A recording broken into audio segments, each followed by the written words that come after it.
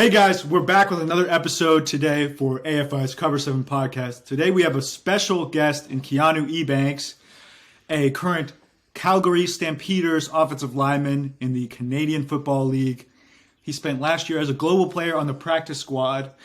Really interesting to hear his insights, as we've seen a lot of player movement in the global space between the CFL and the ELF. Don't you think, Daniel? 100%. And there has been a lot of movement, and it's been more from the CFL to Europe, or even potentially guys like John Levi Cruz declining a draft from the CFL. Right? Surprising move, yeah. He was picked up by the BC Lions.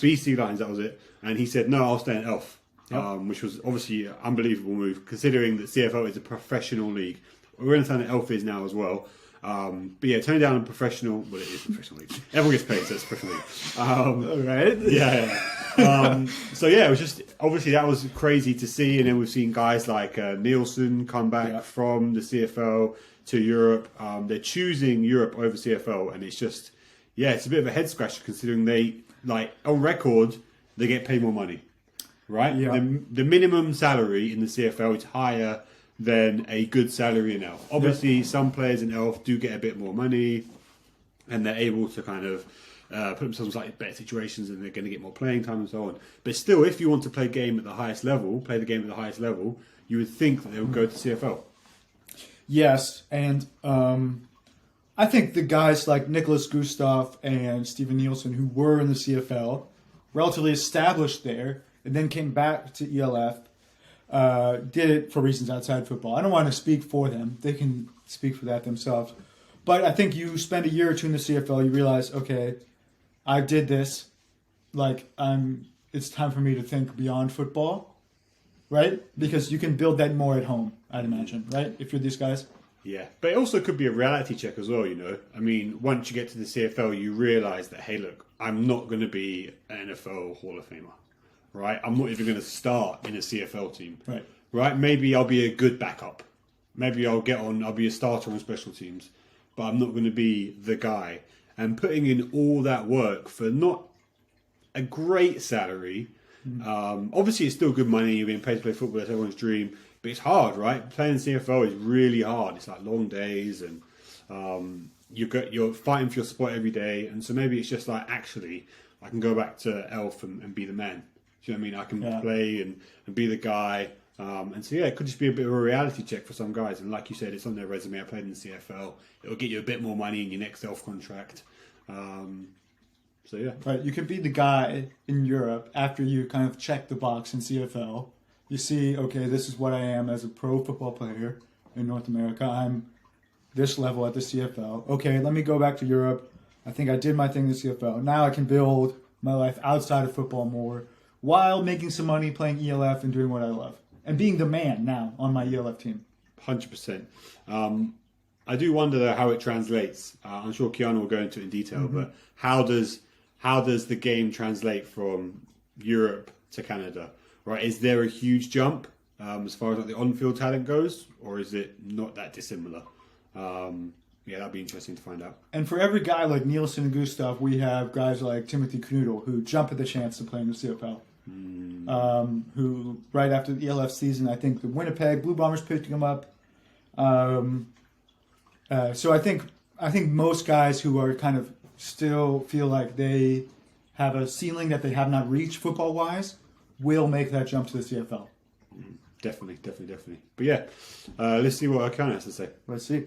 I started playing football in 2013 at the University of Hull. I played there for 4 years before I got a chance to go play for the Hildesheim Invaders in 2018 and 2019. I actually played with Alex. 2020 during COVID, I moved to Stockholm to play with the Mean Machines. 2021, I went to Hamburg Sea Devils in the ELF, and I played there for a season. We went to the championship game. So you went from ELF in 2021. What was it like? I know you originally were planning to go back to ELF in 2022, and then all of a sudden you got a call from Calgary. Can you tell us a bit about that? So, yeah, I actually signed to go play for the Panthers, Wrocław Panthers in Poland. I signed in December to go play with those guys. Great organization, I thought. And so I was actually in Ohio working out with Athletes in Action. And then I got a call from an agent that Calgary wanted to get in touch. The Stampeders, that is, Calgary Stampeders, wanted to get in touch. And they wanted me to go over there and sign and go to camp and see what happens, basically. And I've been there since.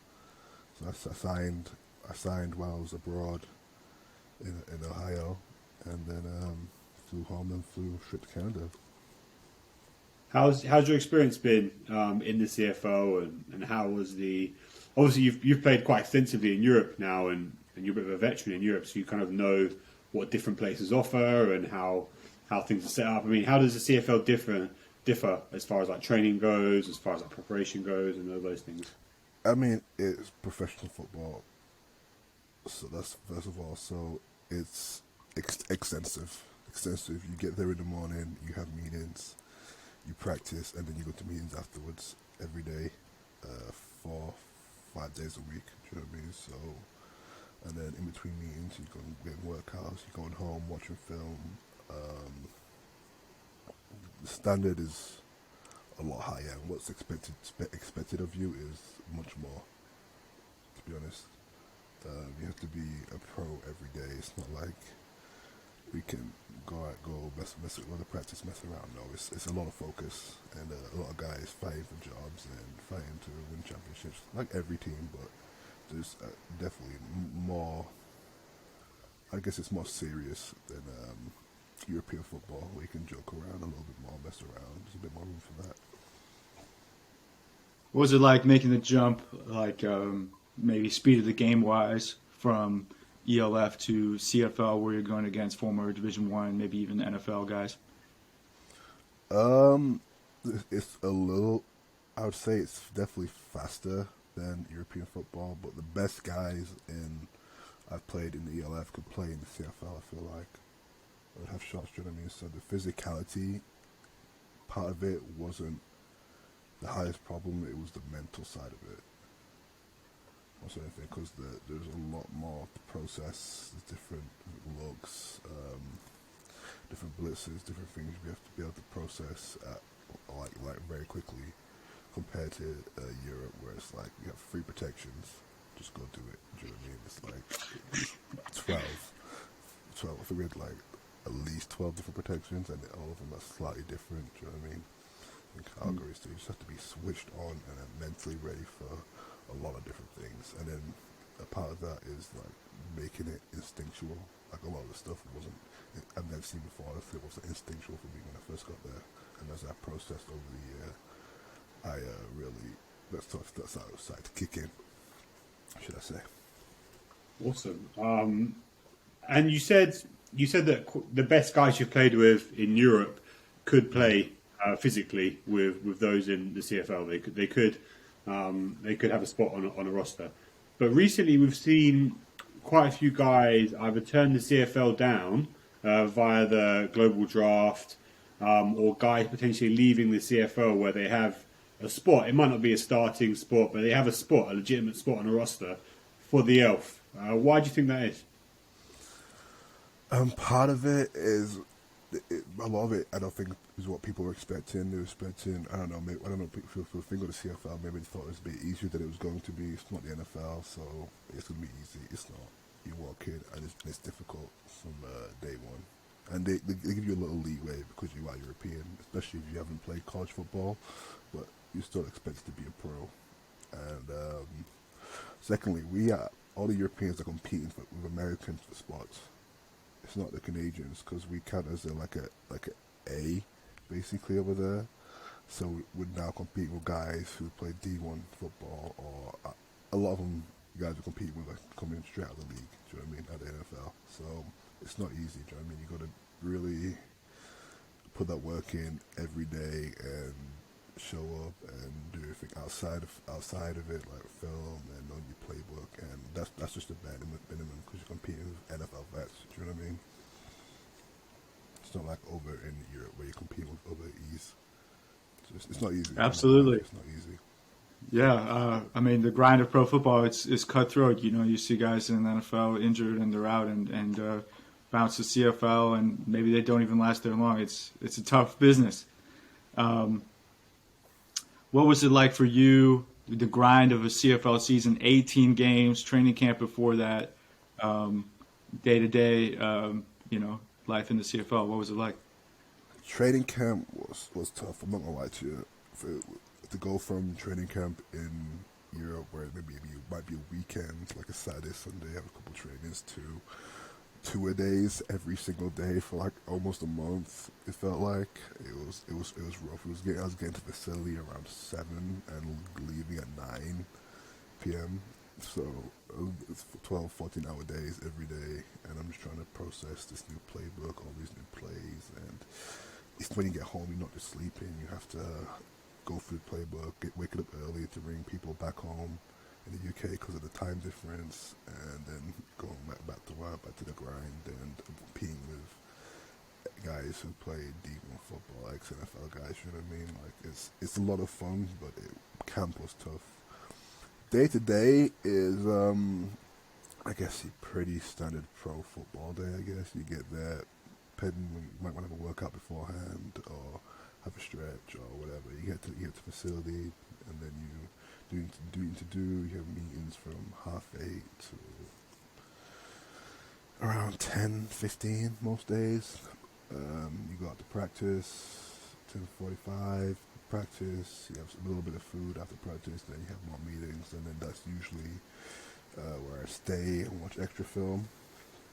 And then I get a lift in after extra film, and then I go home, watch some more film, and then repeat the same thing next day. I'd usually go in early, a bit earlier, to watch film with the offensive line coach every day if I could. Just, trying to pick up little things, and that's the kind of, I think for like work, to be a global over here, that's the kind of work I think you need to have. You need to be doing a bit more than everybody else, do you know what I mean? Just to catch up, because we don't have the luxury. A lot of us don't have the luxury of playing college football. Awesome. And so going back a bit to the European game, or maybe the comparisons, do you think that what the CFL offers Europeans is attractive? Do you think that, and I'm talking financially, I'm talking about like kind of operations, just the way the setup is, the whole setup basically. Is it an attractive prospect for a European to play in the CFL? Or do you just see it as a stepping stone to maybe get to somewhere else? I think it depends on the player and what they have in mind going over there. If you want to learn, become a better football player, make some more money than you will in the ELF, then it's a better prospect. If you think you're just going to walk in and start straight away, it's going to probably have a bit of a rude awakening. Do you know what I mean? And you think, like, if you just because you're the best in the ELF team or you're an all-star over here, doesn't mean you're going to walk in and be a guy over there. Do you know what I mean? Like, these guys have all been guys on their teams as well throughout high school, throughout college. Do you know what I mean? So it's not easy transition. But as far as attractiveness, I think it depends on the player, especially like me, someone who wants to coach after I finish playing. It's very attractive prospect. You know what I mean? To learn from some really, really intelligent coaches. Awesome. Have you been following ELF or ELF much this past year? Course. Of What course. do you think of the off season so far? I mean, shout out to Istanbul, RIP. First of all, shout out to the guys. I was sad to see those guys go. First of all, as for the off season, every team's got a quarterback now, right? As of yesterday. Yep. So I mean that's good. Vienna looked very good. Paris looks very good. Berlin are doing some things. Who else? I'm trying to think of. Frankfurt are always going to be good, of course. But yeah, it seems exciting, man. Like every year, it just seems to get a little bit more hype, more exciting, more teams expanding, and the divisions and Stuttgart as well. Oh my god, the Stuttgart Unicorns. Yeah, it's crazy. Yeah, bro, I'm excited to watch the like. I would wake up early over there so I could watch games. honestly, because I do really enjoy watching the league. I really liked Barcelona last year and what they did, how they came from. How many games did they win in 2021? 3? And then they won 10 last year? Yeah, Yeah, 8 wins last year. Yeah. Got to the semifinals.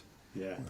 So you were a part of Hamburg's championship loss. And then last year you saw fall just short again.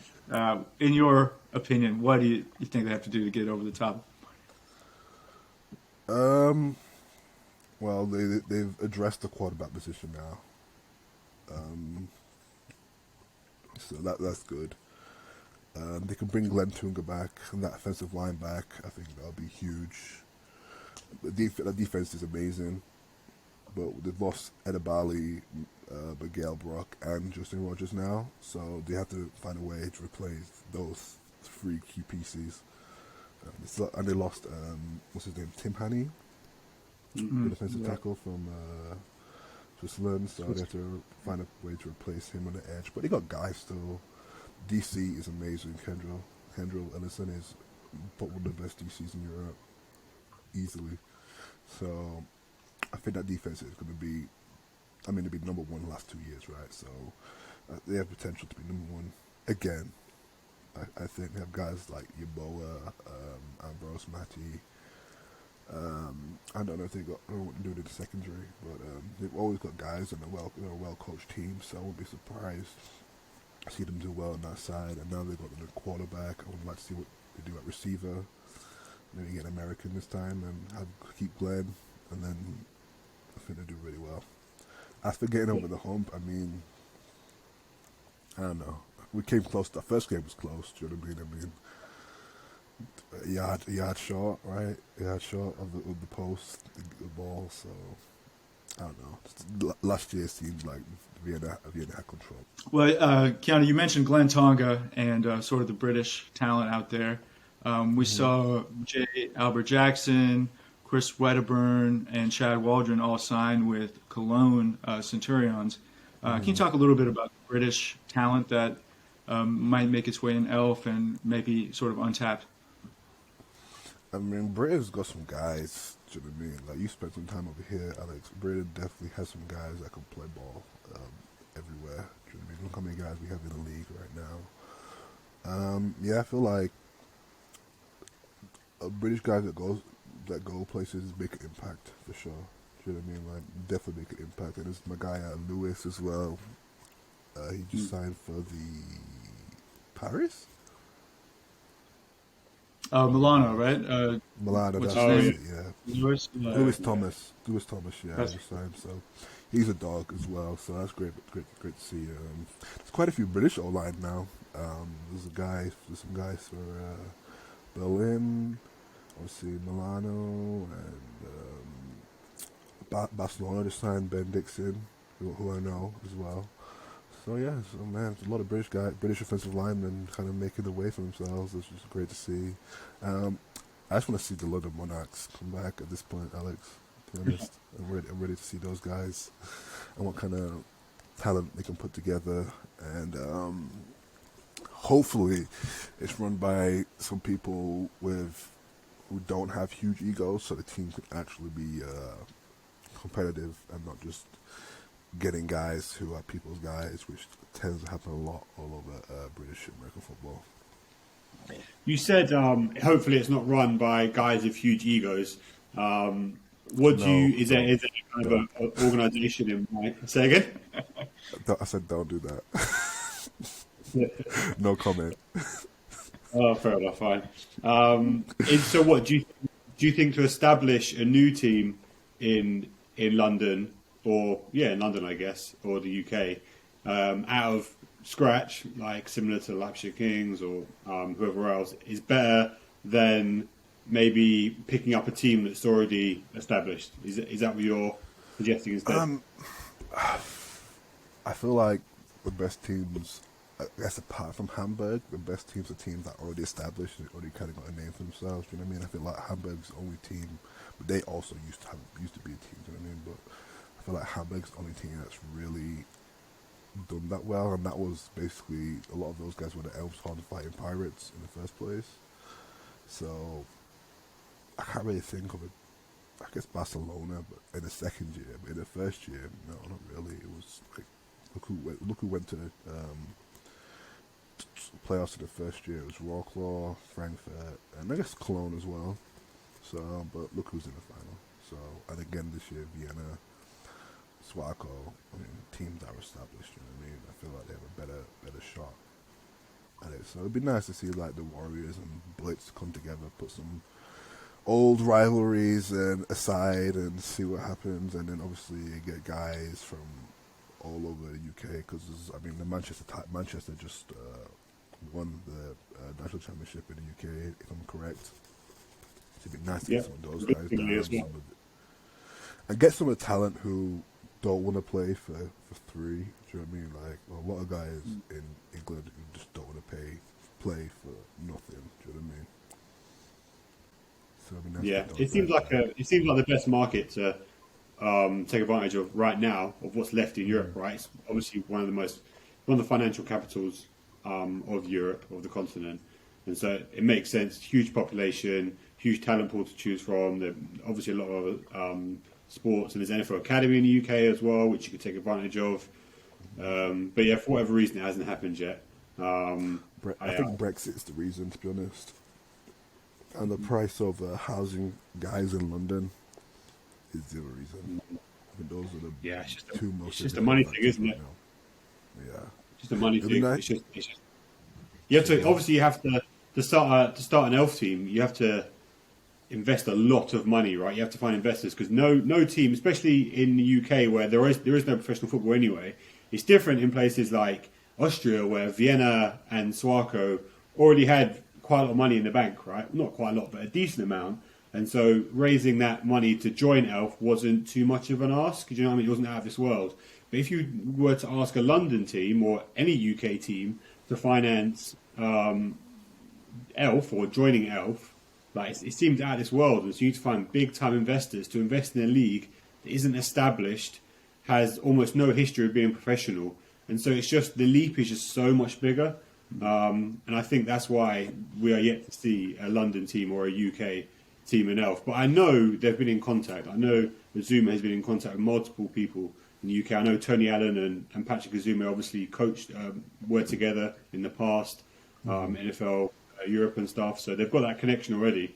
So I just think it's just so hard for London to do. I think they've tried already, but I just think the leap is too big right now. Right now, yeah. I don't know who you need. I feel like you need a couple million euros, pounds to be able to invest in the European League football team right now. So, yeah, but I think we'll see a Nordic team next. I think a Stockholm team or a Finnish team will be the next to show up. I think it'll be Stockholm personally, and they'll be like the Nordic team. Cool, man. Well, Keanu, appreciate you talking to us, and best of luck in Calgary, and we'll stay in touch about the ELF off season. I appreciate it, guys. Enjoy the rest of your day. Thanks for having me.